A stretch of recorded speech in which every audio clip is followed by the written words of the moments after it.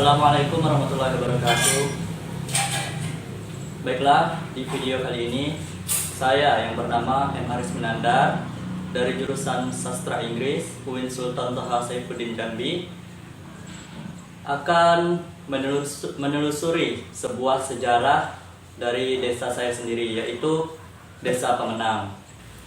Baik, Assalamualaikum warahmatullahi wabarakatuh. Sebelum kita menceritakan tentang sejarah Pemenang ini lebih jauh, kita cerita yang dekat-dekat baik dulu. Ya. Jadi menelusuri sejarah Pemenang. Pemenang itu adalah dari kata-kata pauh menang. Pauh adalah satu batang pohon buahan. Jadi buah pauh itu buah pauh masam yang digunakan untuk asam sambal. Tetapi pauh di sini beda dengan pauh yang pada umumnya itu asam.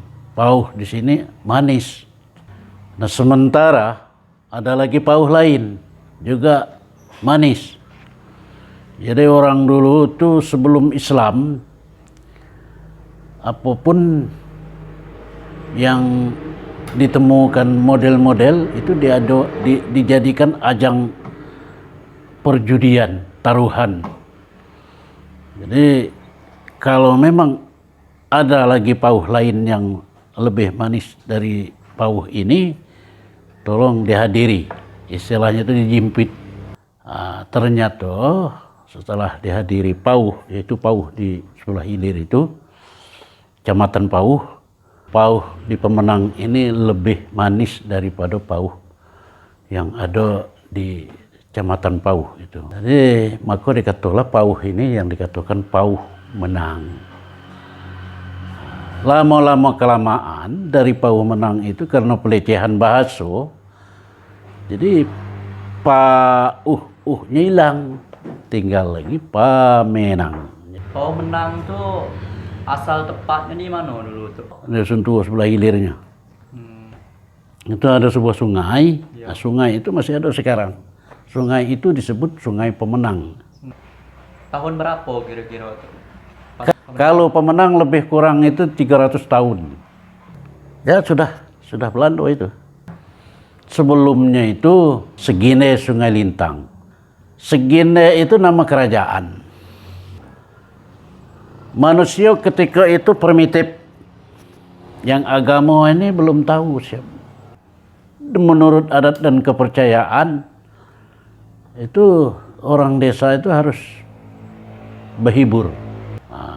Dia berhibur itu ngambil tempat di Lubuk Mampun. Itu kan ada bukit tinggi di Lubuk Mampun. Nah, pada kesempatan berhibur di situ, orang Kemering, orang dari Palembang, Sumatera Selatan situ, itu mengintip kapan orang desa ini hiburan. Masuk. Tujuannya nak merampas. Sehingga dirampaslah pada malam hiburan itu bujang 100 gadis 100. Orang pesta itu macam mana pestanya tuh? Pestanya itu berhibur berdap berkacapi. Makan pedo mengkulum pekasan pacat. Orang Kemering merampas gadis 100 bujang 100 Pemenang. Waktu itu termasuk Segine Sungai Lintang. Jadi sampai di Pulau Rengas, sampai di situ di seberang Siko. Jadi di situ ada Syekh Raja Sebiti Sedina Malin Saman dari Madinah. Dia orang Kemering itu masih tetaplah seberang Siko. Dia nak nyeberang Batang Merangin tuh. Abai mau. Tulung layang. Nah, oleh orang tua tuh, nih sambut. Biduk noh. Dilanjawi dari seberang Siko.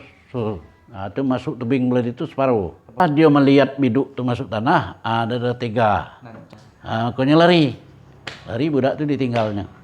Jadi lah kalah laskar dari Kemering tadi. Maka orang tua itu berpesan ke Segini udah, ambil anak buah anak penakan kamu mudik nih. Ini macam mana tahu? Maka mudiklah orang Siko. Apalah yang dibawanya tuh? Meh sebanyak selengan baju hitam. Kata Sayyid Rajo Sebiti, tidak usah kamu nak ngasih meh nang kuning, pirak nang putih.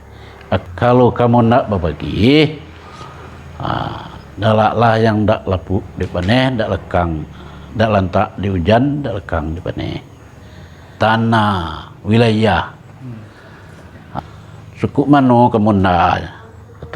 Jadi sesudah itu, sesudah dianyut tadi, ya itulah lubuk genok sangkil belari bateh antara kita dengan Pulau Rengeh.